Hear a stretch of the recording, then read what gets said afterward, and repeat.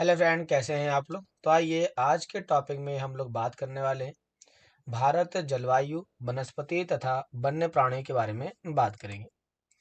तो हम बात करते हैं इस टॉपिक के बारे में, तो आज के टॉपिक में हम ये जानने का काम करेंगे कि भारत की जलवायु किस प्रकार की है, यहाँ की वनस्पति कैसी है और यहाँ पर कौन कौन से वन्य प्राणी रहते हैं, इसके बारे में आज हम जानेंगे। आइए चालू करते हैं इसके बारे में। क्लास कहता है कि आप मौसम के बारे में प्रतिदिन समाचार पत्रों में पढ़ते हैं। दो क्या कह रहा है, मौसम। अब यहाँ पर पहला तो सेंटेंस आ चुका है मौसम के बारे में। कह रहा है तथा आप टेलीविजन पर देखते हैं अथवा दूसरों को इस संबंध में बातें करते सुनते भी हैं। आप जानते हैं कि मौसम क्या होता है। तो मौसम जो है वायुमंडल में दिन प्रतिदिन होने वाला परिवर्तन होता है। तो ये हो गया मौसम की परिभाषा कि मौसम आप किसे कहेंगे। तो मौसम क्या होता है, तो आप कह सकते हो प्रतिदिन प्रतिदिन होने वाले परिवर्तन, होने वाले परिवर्तन। तो ये जो परिवर्तन होता है उसी को आप मौसम कहते हो। इसमें क्या होता है, तापमान, वर्षा और सूर्य का विकिरण, जिसे कहते हैं आप सनलाइट के वेव इत्यादि शामिल होते हैं। उदाहरण के लिए मौसम कभी गर्म या कभी ठंडा होता है। कभी कभी आसमान में बादल छा जाते हैं तो कभी वर्षा होती है। आपने ध्यान दिया होगा कि जब बहुत दिनों तक मौसम गर्म रहता है तब आपको उन्हीं वस्त्रों की आवश्यकता नहीं होती। आप खाने पीने में ठंडे पदार्थों को पसंद करते हैं। इसके विपरीत ऐसे दिन भी आते हैं या होते हैं जब आपको उन्हीं वस्त्रों के बिना ठंड लगती है। ठंडी और तेज हवाएं चलती है। इन दिनों में आप गर्म चीजें खाना पसंद करते हैं। तो यहाँ पर आपकी बात कह रहा है क्या, यहाँ पर कह रहा है कि जो मौसम होता है, मौसम में कई प्रकार के आपको बदलाव देखने को मिलते हैं। तो यहाँ पर आपको कौन कौन से बदलाव मिलते हैं, यहाँ पर आपको तापमान में बदलाव मिलता है। तापमान में इसका मतलब होता है टेम्परेचर में बदलाव मिलता है। आपको यहाँ पर वर्षा में बदलाव मिल जाते हैं। इसके साथ साथ आपको यहाँ पर सूर्य के विकिरण में या सूर्य के किरणों में बदलाव मिल जाते हैं।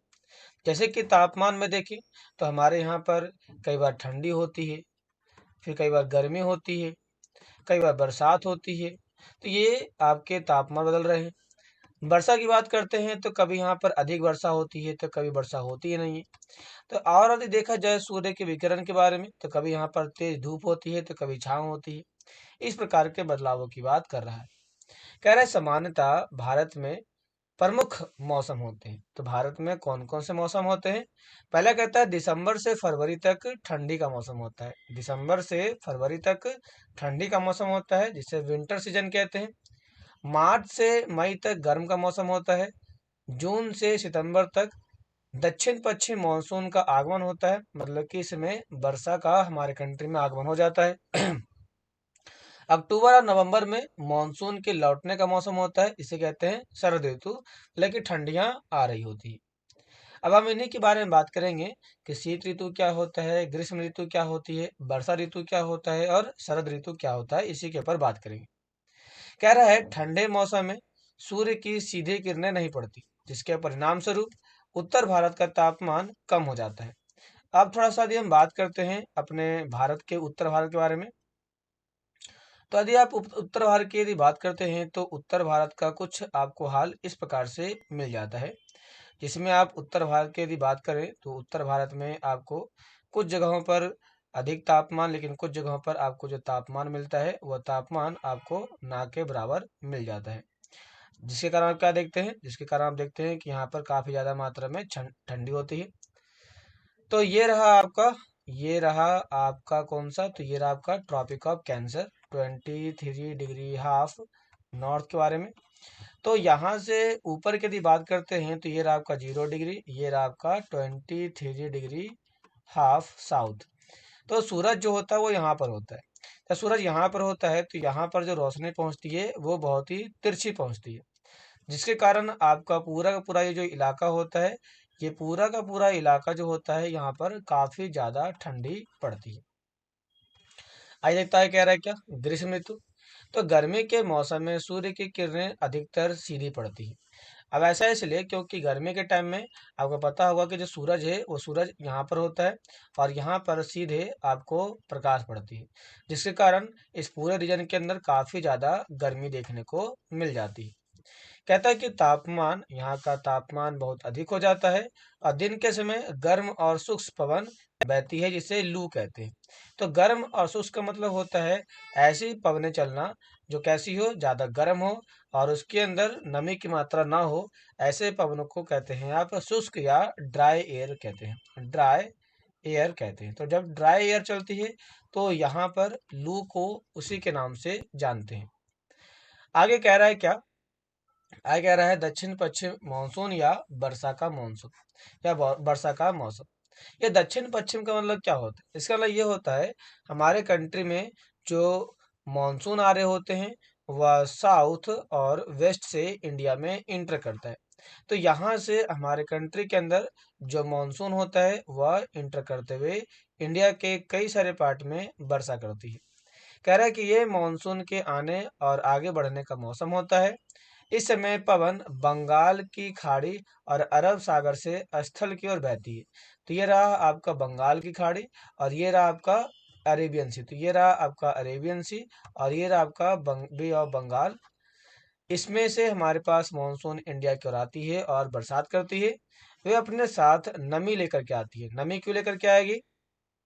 आपके पास ये ओशन है, तो यहाँ से जब हवाएं चलती है तो ये मॉइस्चर को अपने साथ ऑब्जर्व कर लेती है और जैसे ये यहाँ पर आती है तो यहाँ पर ये काफ़ी ज़्यादा मात्रा में रेनफॉल करती है। तो इसके कारण यहाँ पर काफ़ी ज़्यादा मात्रा में बरसात देखने को मिल जाते हैं। जब ये पवन पहाड़ी से टकराती है तब वर्षा होती है, क्योंकि इस पूरे रीजन के अंदर आपको क्या मिलेगा, तो यहाँ पर पूरे रीजन में आपको हिल्स मिल जाते हैं जिसे वेस्टर्न घाट भी आप कहते हैं। आइए बात करते हैं मानसून के लौटने का मौसम जिसे शरद ऋतु के नाम से जानते हैं। इस समय पवन स्थल मार्ग से लौट करके बंगाल की खाड़ी की ओर बहती है।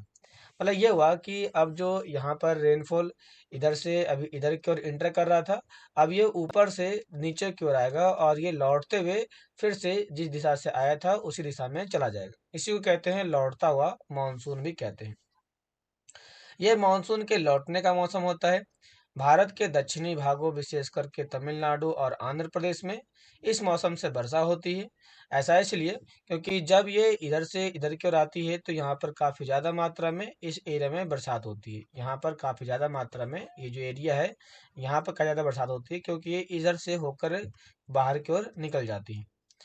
कहता है किसी स्थान पर अनेक वर्षों में मापी गई मौसम की औसत दशा को जलवायु कहते हैं। तो जलवायु क्या है? जलवायु कह रहा है कि किसी स्थान पर अनेक वर्षों में मतलब कि 30 सालों के अंदर हमने जो मौसम को मेजरमेंट किया है उसका एवरेज ही होता है जलवायु। भारत की जलवायु को क्लाइमेट को मौसम तो सॉरी सामान्य तौर पर मॉनसूनी जलवायु कहते हैं, मॉनसून क्लाइमेट कहते हैं। अब यहाँ पर हमने इसे मॉनसून क्लाइमेट क्यों कहा है? तो मॉनसून क्लाइमेट की यदि हम बात करते हैं तो इसलिए कहा है क्योंकि जैसे ही हमारे यहाँ पर मॉनसून आता है, ये आता है, वैसे ही हमारे यहाँ का जो क्लाइमेट होता है और जो वेदर कंडीशन होते हैं वह वेदर कंडीशन यहाँ पर चेंज हो जाते हैं। इसीलिए इसे हम मानसूनी जलवायु भी कहते हैं। मानसून जो शब्द है ये अरबी भाषा के मौसम से लिया गया है। मौसम का मतलब होता है यहाँ पर मौसम। क्या होता है? मौसम होता है। भारत की स्थिति कैसी है, मतलब भारत किस जगह पर पाया जाता है, तो ये उष्ण कटिबंधीय क्षेत्र में पाया जाता है जिसे हम कहते हैं यहाँ पर ट्रॉपिकल रीजन के अंदर पाया जाता है। इसके अंदर होने के कारण यहाँ पर वर्षा मानसूनी पवनों से होती है, मतलब कि जब यहाँ पर बरसात हो रही होती है तो आने वाले पवनों के कारण, हवाओं के कारण और विंड के कारण ही होती है। भारत में कृषि वर्ष पर सॉरी वर्षा पर निर्भर करता है कि यदि यहाँ पे बरसात होगी तो ही यहाँ पर खेती होगी, यदि बरसात नहीं होगी तो खेती नहीं होगी, क्योंकि हमारे यहाँ पे जो खेती है वह पूरी तरह से वर्षा के ऊपर डिपेंड करती है। इसलिए भारतीय कृषि को मानसूनी कृषि के नाम से भी जानते हैं। किस नाम से? तो भारतीय कृषि को मानसूनी कृषि के नाम से भी जानते हैं। कह रहा है यहाँ पर आगे, यहाँ पर कह रहा है कि अच्छे मानसून का मतलब है पर्याप्त वर्षा और प्रचुर मात्रा में फसलों का उत्पादन। मतलब कि यहाँ पे यदि मानसून आएगा तो वर्षा आएगी और वर्षा आएगा तो फसलों का उत्पादन ज्यादा होगा। और इसके होने से हमारे भारत में उस साल काफी ज्यादा मात्रा में उत्पादन होता है, जिस साल मानसून अच्छे टाइम पर आ जाता है। कह रहा है कि किसी स्थान की जलवायु किसके किसके ऊपर निर्भर करती है या डिपेंड करती है। इसके जो मेजर फैक्टर हैं वो है आपकी स्थिति, दूसरा है ऊंचाई, तीसरा है समुद्र से दूरी, और चौथा कहता है उच्चावत, जिसे कहते हैं आप रिलीफ के ऊपर भी डिपेंड करता है। इसीलिए हमें भारत की जलवायु में क्षेत्रीय विभिन्नता का अनुभव होता है। हमारे यहाँ पर अलग अलग क्षेत्र में जलवायु अलग अलग देखने को मिल जाती है। जैसे कि राजस्थान के मरुस्थल में स्थित जैसलमेर और बीकानेर बहुत गर्म होते हैं, जबकि जम्मू कश्मीर की यदि बात करते हैं तो यहाँ के द्रास और कारगिल में बर्फीली ठंडी हवाएं चलती है। तो यहाँ पर आपने देखा तो यहाँ पर आपको क्या मिल रहा है, यहाँ का क्लाइमेट आपको अलग मिल रहा है। ऐसा क्यों? ऐसा सिंपल सी बात है, क्योंकि उस जगह पर देखा जाए तो वहां पर काफी ज्यादा मात्रा में आपको ठंडी मिल जाती है, लेकिन राजस्थान में क्या मिल जाता है, आपको गर्माहट मिल जाती है। इसको देखने के लिए मैं आपको लेके चलता हूँ इसके एक मैप के ऊपर, ताकि आपको ये मैप समझ में अच्छे से आ जाए। जैसे कि आप इस मैप को देखिए, यदि आप इस मैप को देखेंगे तो इस मैप का जो इलाका है, ये इलाका जम्मू एंड कश्मीर का है, और जो काफी ज्यादा ठंडा इलाका है। लेकिन यदि बात करते हैं हम मरुस्थल के बारे में, तो ये जो इलाका है ये काफ़ी ज़्यादा गर्म इलाका है। ऐसा क्यों? क्योंकि यहाँ का जो तापमान है वह 50 डिग्री सेल्सियस ज़्यादा होता है, और यहाँ पर जो रेनफॉल होता है वो 15 सेंटीमीटर से भी कम होता है। इसलिए यहाँ का तापमान ज़्यादा होता है। अब आइए बात करते हैं इसमें तो कह रहा है क्या, इसमें जाके कह रहा है ना कि यहाँ पे द्रास और कारगिल में बर्फीली ठंडी हवाएं चलती हैं। कहता है तटीय क्षेत्र जिसमें मुंबई तथा कोलकाता की जलवायु मध्यम होती है। अब थोड़ा सा मैप में देख लेते हैं ये कहाँ पर बात कर रहा है। ये जो बात कर रहा है ना कि ये जो इलाका है यहाँ का जो क्लाइमेट है, यहाँ का जो क्लाइमेट है, इस क्लाइमेट की यदि बात करते हैं तो यहाँ का जो टेम्परेचर होता है, यहाँ का टेम्परेचर आपका नॉर्मल होता है। तो नॉर्मल होने के कारण इस क्षेत्र में रहने वाले लोगों को ज़्यादा समस्याओं का सामना करना नहीं पड़ता है। वे ना ही अधिक गर्म होते हैं और ना ही ठंडे होते हैं।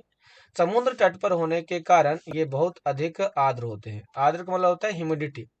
विश्व में सबसे अधिक वर्षा मेघालय और मौसिनराम में होती है। मेघालय में स्थित मौसिनराम में होती है, जबकि किसी किसी वर्ष राजस्थान के जैसलमेर में भी वर्षा होती ही नहीं। अब जरा बात करते हैं कहाँ पर, तो ये जो देख रहे हैं ना ये वाला स्टेट, ये है आपका मेघालय। जो मेघालय है, मेघालय का जो नाम पड़ा है वो मेघ और आले से पड़ा है। मतलब ये हुआ कि इसे मेघों का शहर कहा जाता है, इसीलिए मेघालय नाम पड़ा। यहाँ पर ये जो जगह देख रहे हैं यहाँ पर, तो यहाँ पर आपका पड़ जाता है मौसिन राम, मौसिन राम, सॉरी मौसिन, गलती हो गया, मौसिम राम। जो मौसिम राम एरिया है, यहीं पर आपको एनुअल रेनफॉल देखा जाए तो ये होता है 1102 सेंटीमीटर होता है। ये आपका एनुअल है, मतलब एक साल में इतनी बरसात यहाँ पर देखने को मिल जाती है। कहता है प्राकृतिक वनस्पति। अब बात करते हैं ऐसे वनस्पति जो प्राकृतिक तौर पर डेवलप होते हैं। प्राकृतिक वनस्पति किसे कहते हैं? तो कह सकते हैं वह वनस्पति जो बिना मानव के हस्तक्षेप के इंटरफेयर के बढ़ता है, उसी को हम कहते हैं प्राकृतिक वनस्पति कहते हैं। हम अपने चारों ओर विभिन्न प्रकार का पादप जीवन देखते हैं। पादप का मतलब होता है प्लांट। हरे घास वाले मैदान में खेलना कितना अच्छा लगता है। कुछ पौधे छोटे होते हैं जिन्हें झाड़ी कहा जाता है, जैसे कैक्टस, फूली वाले पौधे इत्यादि। इसके अतिरिक्त बहुत लंबे वृक्ष होते हैं, उनमें से कुछ बहुत शाखाएं होती है, कुछ की पत्तियां होती है, जैसे कि नीम, आम जैसे कुछ वृक्ष पाए जाते हैं। कहता है जिनमें पत्तियों की मात्रा बहुत कम होती है, जैसे कि नारियल। घास, झाड़ियाँ तथा पौधे जो बिना मनुष्य की सहायता से उपजते हैं उन्हें प्राकृतिक वनस्पति कहते हैं। जैसे मैंने आपको बताया, वह वनस्पति जो मानव के हस्तक्षेप के बिना ही बढ़ते हैं वही आपको प्राकृतिक वनस्पति कहलाते हैं। क्या आप कभी कभी ये नहीं सोचते कि ये एक दूसरे से किस प्रकार से अलग है? अलग अलग जलवायु में अलग अलग प्रकार की वनस्पति पाई जाती है। इनमें वर्षा की मात्रा सबसे महत्वपूर्ण होती है। जलवायु की विभिन्नता, जहाँ जहाँ पे क्लाइमेट अलग होता है, उसके कारण भारत में अलग अलग तरह की वनस्पति पाई जाती है। अलग अलग तरह की वनस्पति पाई जाती है। कहता है हमें वनों की आवश्यकता क्यों पड़ती है। कहता है वन हमारे लिए बहुत लाभदायक होते हैं। ये विभिन्न प्रकार के कार्य करते हैं। पेड़ पौधे ऑक्सीजन को छोड़ते हैं, जिन्हें हम सांस के रूप में लेते हैं, तथा कार्बन डाइऑक्साइड को ये ग्रहण करते हैं। अब हमारे पास जो पेड़ होता है, इस पेड़ के कई सारे काम होते हैं। ये जो होता है वह कार्बन डाइऑक्साइड को इनहेल करता है, लेता है, और ये ऑक्सीजन को छोड़ने का काम करता है। पेड़ पौधे की जड़ें मिट्टी को बांध कर रखती है, तथा इस प्रकार वे मिट्टी के अपरदन को रोकता है। इसकी जो रूट्स होती हैं, इसकी रूट जो होती है वो मिट्टी को अपने पास जकड़ के रखती है। इसीलिए ये मिट्टी के अपरदन को रोकने का काम करती है। मिट्टी के अपरदन को ये रोकने का काम करती है। यहाँ पर कहता है कि वनों से हमें ईंधन प्राप्त होता है, लकड़ियाँ प्राप्त होती है, यहाँ पे चारा प्राप्त होता है, जड़ी बूटियां प्राप्त होती है, लाख तैयार होता है, शहद और गोंद की प्राप्त होती है। तो वनों से हमें क्या क्या फायदा होता है। यदि क्वेश्चन आ जाए वनों के फायदों के बारे में, तो आप ये क्वेश्चन के आंसर लिख सकते हैं। वन वन्य जीव के प्राकृतिक निवास होते हैं। जैसे कि हमारे पास जो जंगल है, जंगल में रहने वाले जो फॉरेस्ट एनिमल्स होते हैं, वो उनका क्या है, तो नेचुरल घर होता है। पेड़ों के अंधाधुंध कटाई के कारण भारी मात्रा में प्राकृतिक वनस्पति समाप्त हो गई है। हमें अधिक पौधे लगाने चाहिए। जो पेड़ बचे हैं उनकी रक्षा करनी चाहिए। लोगों को पेड़ के महत्व के बारे में बताना चाहिए। हम लोग कुछ खास आयोजन जैसे कि वन महोत्सव मना करके अधिक से अधिक लोगों को इस प्रयास में शामिल कर सकते हैं और पृथ्वी को हरा भरा रख सकते हैं। इसीलिए हमारे यहाँ पर कहा जाता है कि हम यहाँ पर लोगों को इसके प्रति अवेयरनेस करें।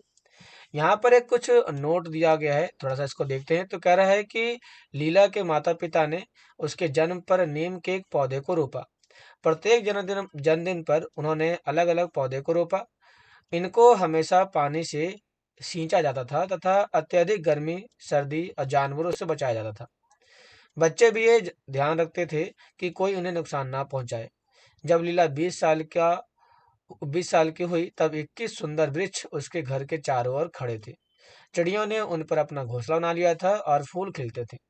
तितलियों ने अपने चारों ओर मंडराती थी और बच्चों ने अपने फलों का आनंद लिया। उनकी शाखाओं पर खूब झूले और उनकी छाया में खेले। तो आपको समझ में आ चुका होगा कि पेड़ों के बचाने से किस प्रकार के फायदे लोगों को आने वाले टाइम में देखने को मिल जाते हैं। तो कह सकते हैं कि यहाँ पर एक जो पौधा होता है, इस पौधे के कई सारे फायदे होते हैं। जो फायदे आपको दिए गए हैं साइड में। हम इसे दवाइयाँ बनाते हैं, घर बनाते हैं, चारा तैयार करते हैं, ईंधन के लिए इस्तेमाल करते हैं, खेल का सामान इस्तेमाल करते हैं, फर्नीचर बनाते हैं, यहाँ पर रबड़ रबड़ का इस्तेमाल करते हैं, घर को बनाने के लिए लकड़ियाँ इस्तेमाल करते हैं। जो यहाँ पर लोग रहते हैं जंगली जानवर के लिए इस्तेमाल करते हैं। गोंद तैयार होता है हमारे इससे, फल तैयार होते हैं, शहद होते हैं, और ये हमें ऑक्सीजन छोड़ता है। इसी की हम बात कर रहे थे। तो ऐसे कई सारे फायदे एक पेड़ों से देखने को मिल जाता है। अब कहता है वन्य प्राणी क्या होता है। तो वन्य प्राणी का मतलब होता है वन में रहने वाले प्राणी। जैसे कह रहा है कि वन विभिन्न प्रकार के वन्य जीवों का निवास होता है। वन में जंतुओं की हजारों प्रजातियां, बड़ी संख्या में विभिन्न प्रकार के सरीसृप, सरीसृप का मतलब होता है यहाँ पर आपका जो मैमल्स होते हैं, उभयचर, पक्षियां, स्तनधारियां, कीटों और कृमियों का निवास होता है। मतलब कि विभिन्न प्रकार के आपको जीव जंतु पाए जाते हैं।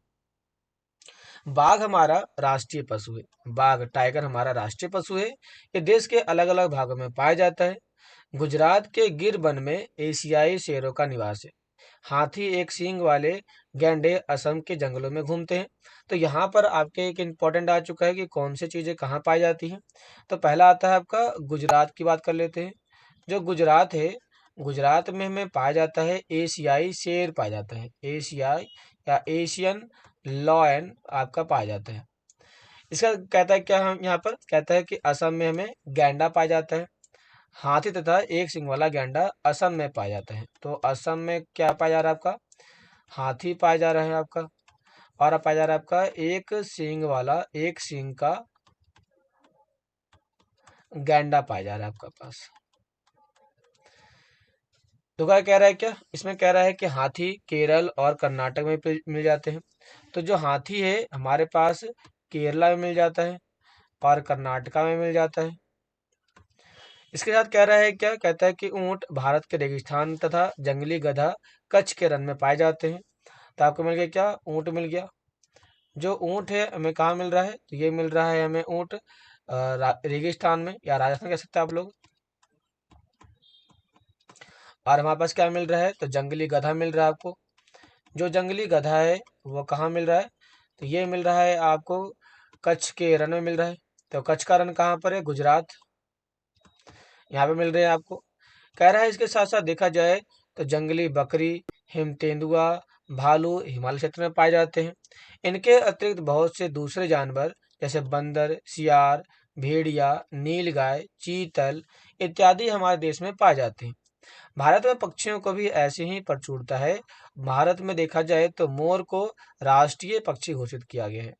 भारत में तोता है, मैना है, कबूतर है, बुलबुल है और बत्तख इत्यादि पक्षियां पाए जाते हैं। और अन्य बहुत सारे राष्ट्रीय पक्षी उद्यान हैं जो पक्षियों को उनका प्राकृतिक निवास प्रदान करते हैं, उन्हें देते हैं रहने के लिए।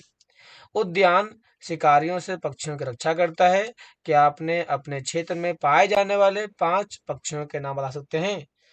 भारत में सांपों की सैकड़ों प्रजाति पाई जाती है, जैसे कोबरा और करैत। ये कुछ ऐसी जातियां हैं जो हमारे कंट्री में सबसे ज्यादा फेमस देखने को मिल जाती हैं। कहता है वनों के काटने और जानवरों के शिकार के कारण भारत में पाए जाने वाले वन्यजीव की प्रजातियां तेजी से घट रही है। बहुत सी प्रजातियां तो समाप्त भी हो चुकी है। उनको बचाने के लिए बहुत से नेशनल पार्क, पशु विहार और जीव मंडल आरक्षित क्षेत्र स्थापित किए गए। हमने यहाँ पर हमने यहाँ पर वाइल्ड लाइफ को वाइल्ड लाइफ को सेव करने के लिए कई सारे काम किए। जैसे कि हमने यहाँ पर नेशनल पार्क बना रखा है, हमने यहाँ पर वर्ल्ड सेंचुरी बना रखा है, हमने यहाँ पर बायोस्फीयर बना रखा है, बायोस्फीयर बना रखा है, हमने यहाँ पर वर्ल्ड सेंचुरी बना रखा है, ताकि हम यहाँ पर उनको सुरक्षित रख के सेवा कर सके, उन्हें बढ़ा सके।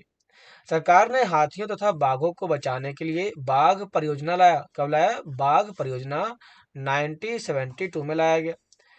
जैसे कि परियोजनाओं को शुरू किया गया। और क्या आप भारत के कुछ पशु विहार के नाम और मानचित्र उनकी स्थिति बता सकते हैं कि कहाँ कहाँ पर है? यदि देखा जाए इसके बारे में तो आप थोड़ा सा इसके बारे में आइए देखते हैं। तो गिर जो है वह गुजरात में पड़ जाता है आपको। गिर गुजरात में है। कुछ आपके मध्य प्रदेश में है, कान्हा है, नूना है। इसके साथ साथ देखा जाए तो बिहार में राजगीर के पास आपका बर्ड सेंचुरी है, संजय गांधी बर्ड सेंचुरी है। आपका कुछ अरुणाचल प्रदेश में मिल जाता है, कुछ आपको मिल जाते हैं यूपी और उत्तराखंड के बॉर्डर पे मिल जाते हैं। तो ये कुछ हमारे यहाँ पर इसके संरक्षण के लिए बनाए गए हैं। आप वन्यजीव के संरक्षण में भी अपना हाथ बटा सकते हैं। कैसे? आप जानवरों के शिकार के विभिन्न अंगों जैसे कि हड्डी, सींग, पंख से बने पदार्थों को खरीदने से इनकार कर सकते हैं। प्रत्येक वर्ष लोग अक्टूबर के पहले सप्ताह को वन्य जीव सप्ताह के रूप में मनाते हैं। तो ये क्वेश्चन बहुत ही इंपॉर्टेंट है कि कह सकते हैं आप लोग वन्य जीव वन्य जीव सप्ताह कब मनाया जाता है?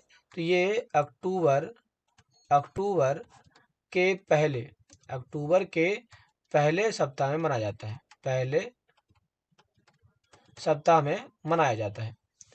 यहाँ पे कह रहा है क्या, ताकि वन्यजीव के निवास को सुरक्षित रखने के लिए लोगों के बीच में अवेयरनेस फैलाई जाए, इसके लिए काम किया जाता है। क्लास इसी के साथ हमारा ये चैप्टर खत्म होता है। और ये चैप्टर ही नहीं बल्कि हमारा का पूरा ये जो टॉपिक था, ये जो आपकी किताब थी 6th क्लास की ज्योग्राफी, ये आपकी पूरी समाप्त होती है। यदि अभी तक आपने इस चैनल से रिलेटेड कोई भी वीडियो नहीं देखी है या फिर इससे रिलेटेड आपने कोई भी वीडियो अभी तक छूट चुकी है, तो आप चैनल पर आइए। चैनल पर आपको सारी वीडियो इस चैप्टर से रिलेटेड आपको मिल जाएगी। यहाँ पे कुछ दिया गया है, कह रहा है कि कुछ पक्षी पिनटेल बत्तख, करलियू, फ्लेमिंगो, ऑस्प्रे, लिटिल सिंट प्रत्येक वर्ष सर्दी के मौसम में हमारे देश आते हैं। मतलब इन्हें हम कहते हैं प्रवासी पक्षी कहते हैं। सबसे छोटे लिटिल टिंग्स जिसका वजन लगभग 15 ग्राम होता है, यह आर्कटिक प्रदेश से 8000 किलोमीटर की दूरी तय करके भारत आती है। मतलब ये हुआ कि एक ऐसी पक्षी है जो दूसरे देश से केवल इंडिया में 8,000 किलोमीटर की दूरी तय करके आने का काम करती है। तो जो पक्षी दूसरे देश से इंडिया की ओर आती है उसे हम कहते हैं प्रवासी पक्षी कहते हैं।